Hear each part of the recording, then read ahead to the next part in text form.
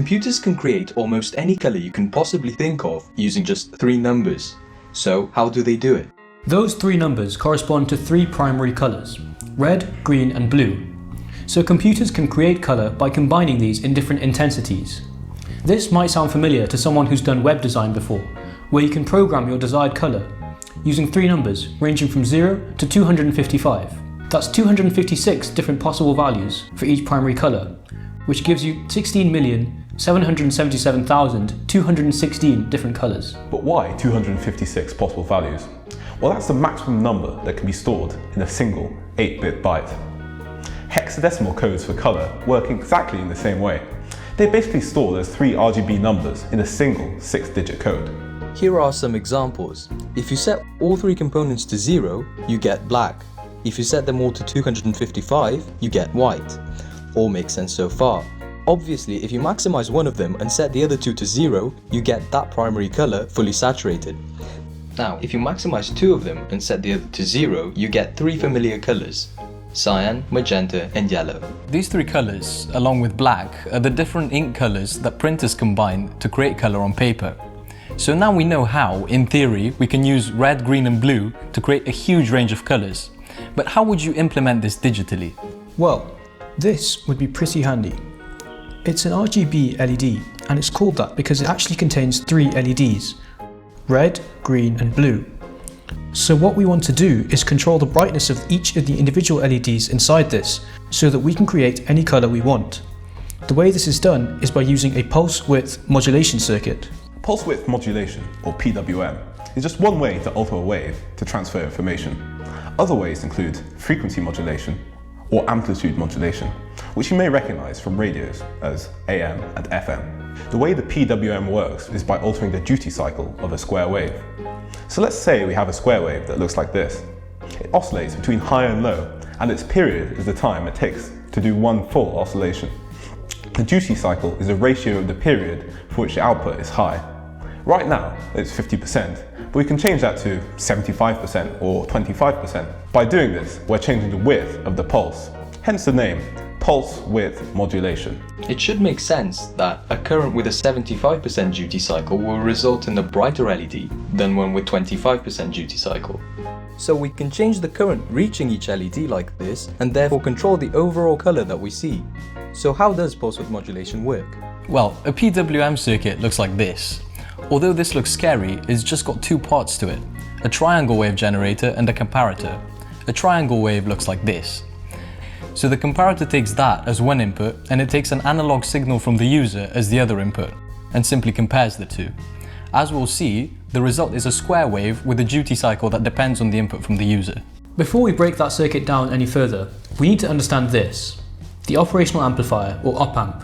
This is one of the most useful devices in analog circuitry. Its job is to amplify voltage, allowing it to perform loads of different operations. It's designed to be used with components like resistors and capacitors in between its in and out terminals. The values of these components determine what operation it does. One important assumption we have to make when analysing these in circuits is that no current flows through them. This is a pretty good assumption to make, since its sole purpose is to amplify voltage. So now we can split the triangle wave generator into its 2 parts, the first of which is the integrator, which you can see here.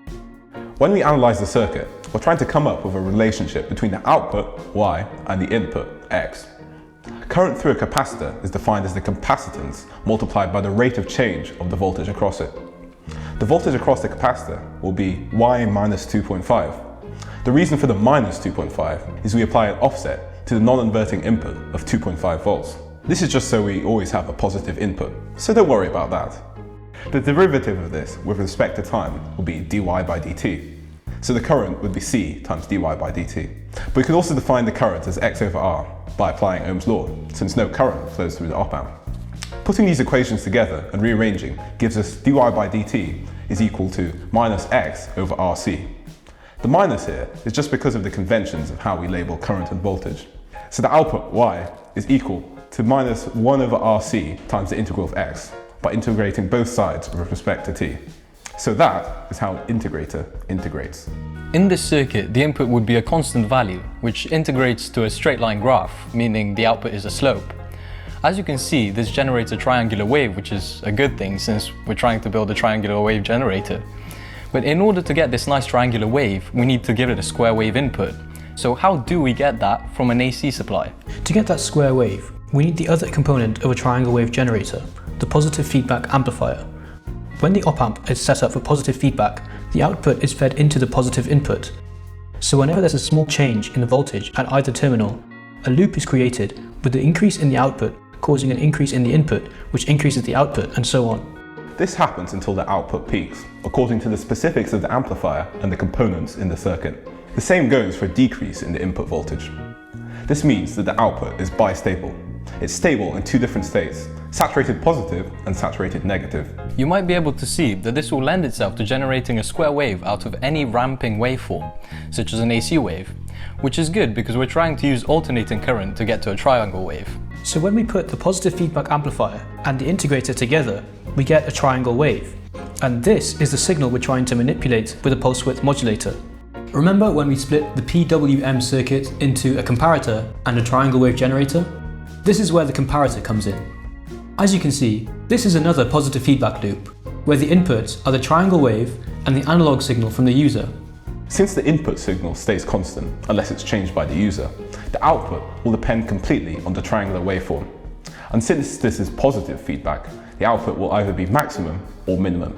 So the comparator compares the values of the two inputs. If the value of the analog input signal is greater than the value of the triangle wave, the output will be high. Whenever the input signal is lower than the triangle wave, the output will be low. So by changing the analog signal, you can vary the amount of time for which the output is high within a given period. That's essentially how PWM circuits work. They're a pretty clever way for us to control analog devices with digital inputs. And they're not just used to make colour. They can also be used to change the overall brightness of a screen, or to change the volume of a speaker. Here's one that we made using an Arduino and a breadboard. So we now know what a pulse width modulation circuit is, and how it works. And we know that if we change the inputs to each individual LED within the RGB LED using PWM, we can generate any colour we want. If you want to go into electrical engineering, you probably won't be working with individual components. Instead, you'll be using larger blocks and arranging them in a creative manner to solve a given problem. In fact, the integrator, the comparator, and the positive feedback amplifier are three of a surprisingly small number of basic blocks in electrical engineering, which allow you to do almost anything with electricity. We know this was a more technical video, but we hope you found it useful and interesting. If you did, please leave a like and subscribe so you don't miss out on any of the ambitious project videos we have coming up soon.